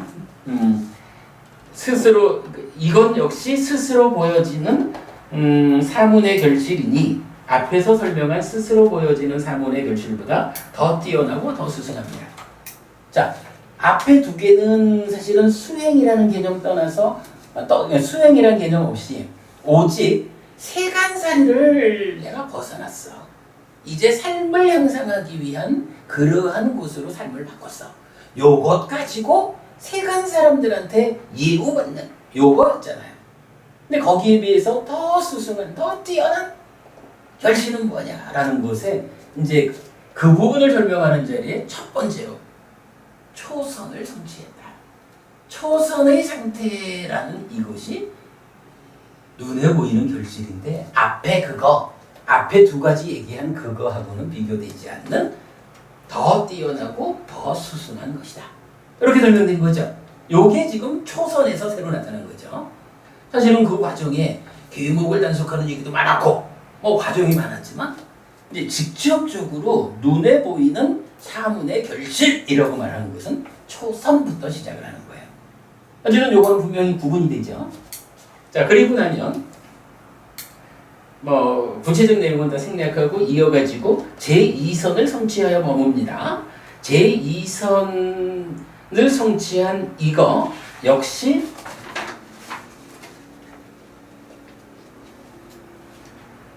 음, 42쪽이죠. 42쪽 첫 번째 문단 제일 아래 보면 대왕이여 이건 역시 스스로 보여지는 사문의 결실이니 앞에서 설명한 스스로 보여지는 사문의 결실들보다 더 뛰어나고 더 스승한 것입니다. 그러니까 제2선도 결실입니다. 여기 이제 마찬가지 개념이 쭉 넘어와가지고 제3선을 성취해서 머무는 데서도 동일하게 사문의 결실, 더 뛰어나고 더 스승한 것이다. 그리고 제4선에 와서도 결실이고 더 뛰어나고 더 스승하다. 이렇게 반복적으로 말을 해줘요. 자, 그리고 나면 이제 44쪽으로 올게요. 44쪽에 오면 이제 초선, 제2선, 제3선, 제4선을 뭐라고 했어요? 이게 결실입니다. 이렇게 말을 해줬죠. 그리고는 이제 그 다음에 제4선 이후에 그가 이와 같이 마음이 삼매를 갖고 청정하고 깨끗하고 흠이 없고 오염이 사라지고 부드럽고 자기 활동성을 회복하고 안정되고 흔들림이 없는 상태에 이르렀을 때 지와 견으로 마음을 향하고 기울게 합니다. 그는 이와 같이 꿰뚫어합니다. 나의 이 몸은 물질로 된 것이고 네 가지 근본 물질 4대로 이루어진 것이며 부모에서 생겨났고 밥과 죽으로 집적되었으며 무쌍하고 파괴되고 분쇄되고 해체되고 분해되기 마련이다. 그런데 나의 이식은 여기에 의지하고 여기에 묶여 있다라고. 요게 뭐죠? 제4선을 성취하는 그때까지만 해도 이게 사실은 소유라는 것을 떨쳐낸 존재의 삶을 성취는 했죠. 그런데 그 가운데 존재라는 게 뭐예요? 어차피 오치원이잖아요. 몸과 마음이 함께한 상태를 나라고 붙잡고서 지금 이렇게 삶을 향상해 오고 있잖아요. 제4선에 들어가지고 4선에서 더 높은 상태로 나아가는 과정은 이제 8가지의 방향으로 제시가 되는데, 그 중에 첫 번째 방향이 뭐냐 하면 여기서 이거 우리가 자주 얘기하는 거죠. 마음이 이제 스스로의 위치를 확인하는 거예요. 그 이전까지는 몸과 마음이라는 것을 통째로 해가지고 나요 이러고 있었거든요. 아까 말한 우리 자기화 이런 개념, 이게 나요 이러고 있었는데, 제4선에서 더 수행이 진행되다 보면 이제 마음이 몸으로부터 자기를 떼어내가지고 몸을 타자화해서 보는 이런 상황이라고 말해요. 짠지범이 그렇게 표현해도 되겠죠? 이 상황을 몸을 타자화해서 보면서, 야 보니까 아직은 이게 마음 스스로 우리가 공부하는 이 마음이 삶의 과정에 대한 기억들이 쌓여 있는 거고, 의지와 기대를 속성으로 하는 거고, 뭐 이렇게 마음 스스로가 아는 얘기는 아직 아닌 것 같아요. 다만 그냥 마음이 몸이라는 걸 보면서, 야 몸이라는 게 이게 부모한테 받은 거, 진수화풍 사대로 된 거, 밥으로 직접 되는 거, 죽으면 벌레들도 파먹고 이렇게 없어지는 거, 이런 줄을 실감나게 느끼지 못하고 있다가 이제 그걸 보는 거야. 그렇게 보고 나니까 이 마음이라는 것은 몸이 죽어도 다음 생을 또 이어가는 이런 마음인데, 가진 요거 100년짜리 한평생 이 마음에 붙어가지고 나를 구성하는 요 몸에 대해서 내가 그동안 몸을 타자화해서 보지 못하다 보니까 이 마음이 몸에 의지하고 묶여 있었구나. 요 상황을 이제 마음 스스로가 본다는 거예요. 내가 본다는 거예요. 그럼 그 얘기는 뭐예요? 보았기 때문에 이제부터는 몸이라고 하는 이 물질적인 곳에 더 이상 의지하고 묶여 있게 되지 않는다는 거죠. 중생의 삶에서는요, 욕계라는 세상은 존재 위에 소유가 더 씌워져 있는 삶이라고요. 소유의 삶을 말할 때 색계라고 하는 것은 몸과 마음을 싸잡아서 나라고 붙잡고 살아가는 가운데 소유에서는 벗어난 거예요. 그런데 무색계라는 삶은 뭔가요? 무색계는 이제 이게 색이, 물질이, 몸이 없는 세상이라고 보면 안 돼요. 이제 바로 지금 여기서 말하듯이 몸이라는 거 이런 건데 내가 거기에 의지하고 묶여 있었구나 라고 보아냄으로써 더 이상 몸에 묶이지 않는, 물질에 묶이지 않는, 그래서 공부변체를 적응할 때 그리 하잖아요. 색상을 넘어서고 물질이라고 하는 어떤 경향성을 극복해서 더 올라서면 무색계가 된다고.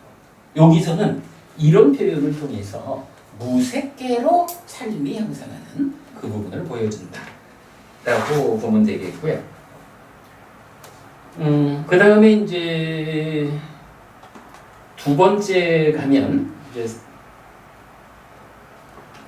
45쪽. 그가 이와 같이 마음이 삼매를 닫고 청정하고 깨끗하고 흠이 없고 오염원이 사라지고 부드럽고 자기 활동성을 회복하고 안정되고 흔들림이 없는 상태에 이르렀을 때 마음으로 만든 몸의 성신으로 마음을 향하게 하고 기울게 합니다. 그는 이 몸으로부터 형상을 가지고 마음으로 이루어지고 모든 수족이 다 갖추어지고 감각 기능이 결여되지 않은 다른 몸을 만들어냅니다. 제4선의 성취 상태에서 수행의 과정에는 그런 것도 있다는 거예요. 만어의, 신구의 할 때 의죠. 의로 새로운 몸을 만들어낸다는 거예요. 그거를 의성신이라고 말을 하거든요. 근데 요게 어쨌든 제4선이라는 높은 산매의 성취 위에서 나아가는 또 하나의 방향이다. 이렇게 말을 해요. 자, 그리고 이제 넘어가면 이제 46쪽으로 옵니다.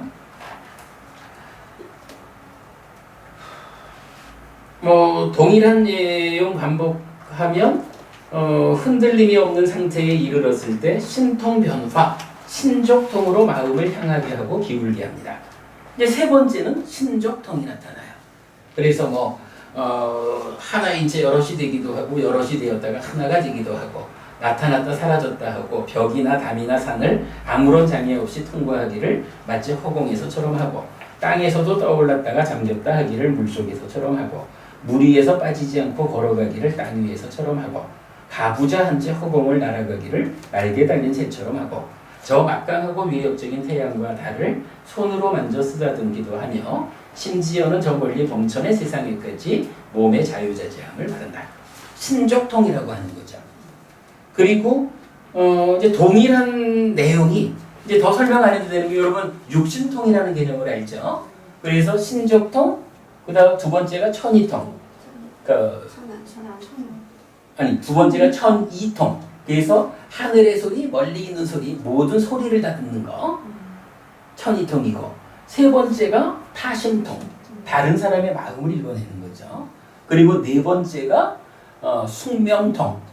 자기의 전생을 보는 거죠. 다섯 번째가 천안통. 죽고 태어남의 과정을 직접 눈으로 보는 거죠. 그리고 여섯 번째가 누진통. 번뇌를 부숨으로써 무명이 버려지고 명이 일어나는 이런 깨달음을 실현하는 거죠. 요게 제4선 위에서 지화견 몸이라는 것이 이렇다라고 알고 보는, 그래서 무색계로 올라가는 지화견 하나, 그리고 의성신 마음으로 만든 몸이라는 거, 그리고 나면 육신통, 합해서 8가지의 방향이 제4선 위에서 설명이 되죠. 그리고는 자 이제 제일 마지막 그럼 누진통으로 와버릴까요? 54쪽입니다. 자 54쪽.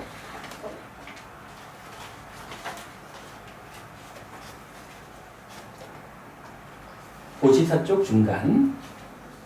그가 이와 같이 마음이 삼매를 닫고 청정하고 깨끗하고 흠이 없고 오염원이 사라지고 부드럽고 자기 활동성을 회복하고 안정되고 흔들림이 없는 상태에 이르렀을 때 번뇌들을 부숨의 암, 누진통으로 마음을 향하게 하고 기울게 합니다.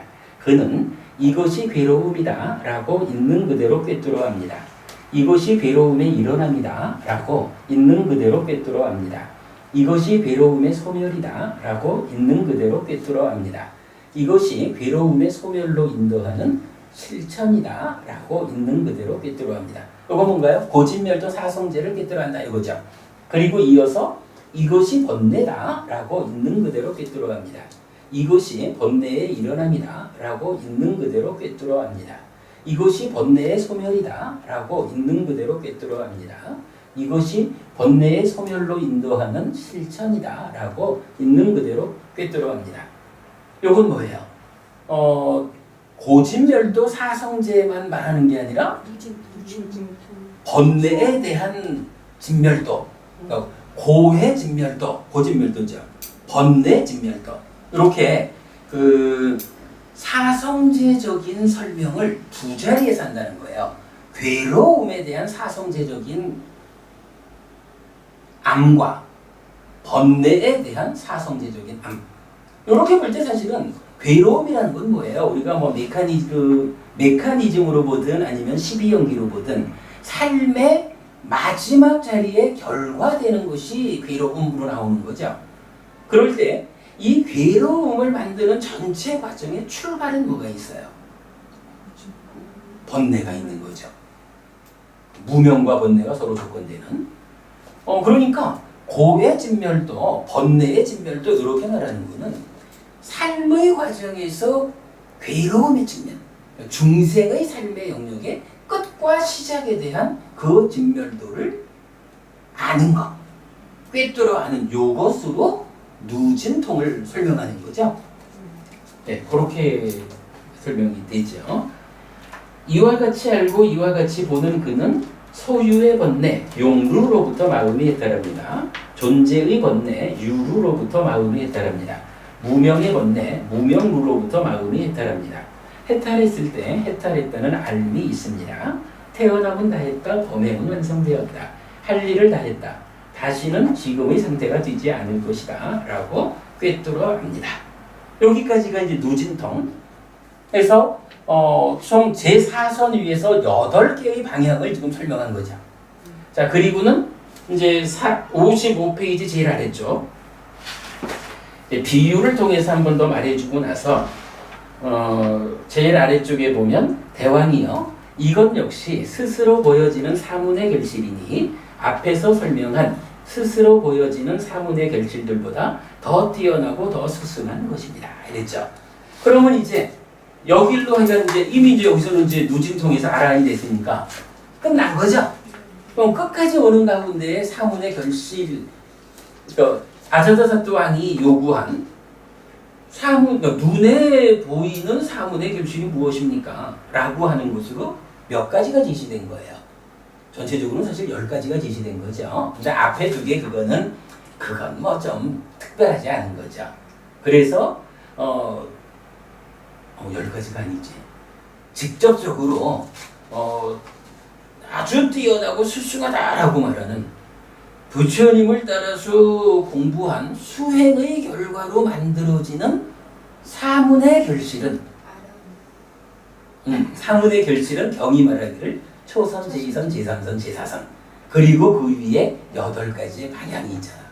그러니까 총 12개 앞에 2개까지 하면 14개 요렇게 지금 눈에 보이는 사문의 결실을 설명해 준 게 이 경이죠. 자, 이제 경전 마지막은 읽고 끝내겠습니다. 56쪽입니다. 이렇게 말씀하시자 마가다의왕 아자타사투 외대히 붓다는 세전께 이렇게 말씀드렸다. 경이롭습니다 대덕이시여. 경이롭습니다 대덕이시여.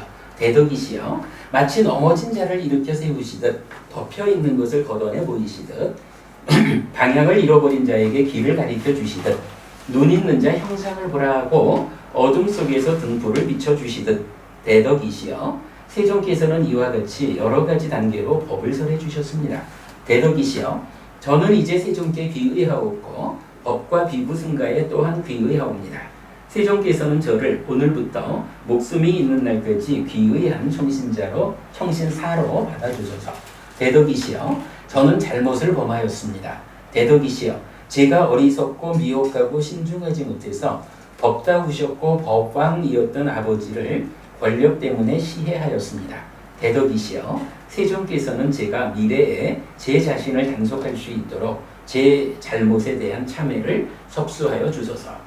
여기서 잘못을 범했다라고 하는 이게 뭐냐 하면 아자타사투 외대히붓다라는 이 왕이 마가다의 왕인데 그 아버지가 누구냐 하면 부처님 초기에 마가다와 고강이었던 빈비사라 왕이라고요. 근데 그 빈비사라 왕을 여러분 대화답다라고 그 부처님을 반역한 있잖아요. 예, 사춘. 요 둘이서 짜고 대화답다는 부처님을 쫓아내고 아자타사투 왕자는 빈비사라 왕을 쫓아내고 요래하기로 계획을 하고 실천에 옮겼는데 아자타사투는 아버지를 결국은 죽인다고요. 그리고 왕이 된 거야. 근데 대화답다는 성공을 못했죠. 지금 여기서는 이제 그 얘기를 하는 거예요.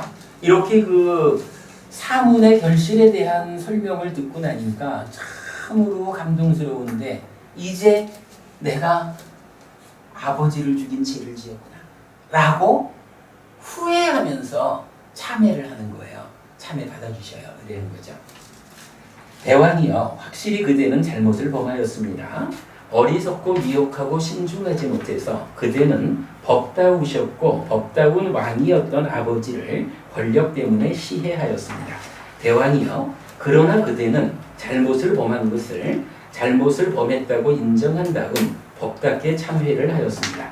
그러므로 우리는 그대를 받아들입니다.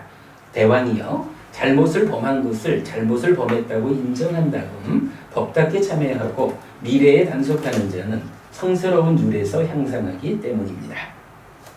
참회를 받아줘요. 이렇게 말씀하시자 마가다의 왕 아자타사투 외대히붓다는 세종께 이렇게 말씀드렸다. 대덕이시여 이제 저희는 그만 물러가겠습니다. 저는 바쁘고 해야 할 일이 많습니다. 대왕이여 지금이 적당한 때라면 그렇게 하십시오. 그러자 마가다 의왕 아자따사또 외대히부터는 세존의 말씀을 기뻐하고 감사드린 뒤 자리에서 일어나 세존께 절을 올리고 오른쪽으로 돈 뒤에 물러갔다. 세존께서는 마가다 의왕 아자따사또 외대히부터가 떠난 뒤 오래지 않아서 비구들을 불러서 말씀하셨다. 비구들이여 왕은 자신을 해쳤구나. 비구들이여 왕은 자신의 파멸을 초래했구나. 비구들이여 만일 왕이 법다웠고 법다운 왕이었던 아버지를 시해하지 않았더라면 그는 이 자리에서 티끌이 없고 때가 없는 법의 눈이 생겼을 것이다. 세존께서는 이렇게 말씀하셨다. 그 비구들은 마음이 흡족해져서 세존의 말씀을 크게 기뻐하였다. 57쪽짜리 사문과경 띄었습니다. 자, 여기 잠깐 볼게요. 요거 제일 앞페이지. 제일 앞페이지 그림이 지금 설명한 거를 이제 그림으로 그려봤어요. 요 밑에서부터 출발합니다. 밑에 열애의 출현 나오죠? 열애의 출현, 지극히 청정한 범행을 드러낸다 이래 있고요. 그러면 태어난 자가 듣고 믿음을 가져서 믿음을 부족하여 숙고하고 출가한다. 그리고 귀목을 단속한다. 감각 기능을 잘 방어한다. 사티삼파전을 잘 갖춘다. 만족한다. 그러면 이러한 출가자의 삶 가운데에 사념처 수행, 호흡 수행으로 5장애를 제거하죠. 이게 정점이죠. 그래서 외딴 처소를 의지해서 장애를 제거하면 장애가 제거되었음을 관찰하면서 환희, 희열, 경한, 행복 그리고 삼매로 연결되죠. 우리가 메커니즘 그리면서 의도, 기대, 지향을 절대 빼놓지 않듯이 이런 수행의 체계를 말할 때도 환희, 희열, 경한, 행복 요거 절대 빼놓을 수 없는 거예요. 그리고 이제 삼매에 들면 초선, 제2선, 제3선, 제4선 그리고 제4선 위에서 8가지 방향으로 지화견, 의성신 그리고 육신통 이렇게 나타나죠. 이때 주목해야 되는 건 뭔가요? 결실이라고 하는 작은 박스를 친 게 있죠. 결실이라는 박스가 사선, 그러니까 정정 사선의 4가지 선이 결실이고 그 다음에 8가지 방향 모두가 다 결실로 나오죠. 12개의 결실입니다. 요 그림 하나로 요약을 했는데 이 그림이 참 저희가 그린 그림 중에 참 초기 형태의 그림이에요. 그래도 사문과경의 수행 체계도라는 이름으로 그려진 이 그림이 불교의 수행에 가장 커다란 줄기를 설명해주고 있다. 이렇게 말할 수 있겠습니다.